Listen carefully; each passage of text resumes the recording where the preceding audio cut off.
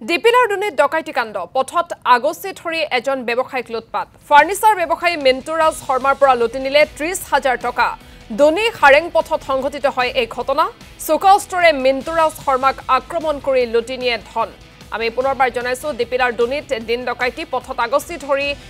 ব্যৱসায়িক লুটপাট চলাই দুৰ্বৃত্তই ফাৰ্নিচাৰ ব্যৱসায়ী মিন্টুৰাজ শৰ্মাৰ পৰা দুৰ্বৃত্তই লুটি নিলে ৩০,০০০ টকা দনি হাৰেং পথত সংঘটিত হয় এই ঘটনাটো চোকাউষ্টৰে মিন্টুৰাজ শৰ্মাক আক্ৰমণ কৰি দুৰ্বৃত্তই লুটি নিয়ে ধনৰাশি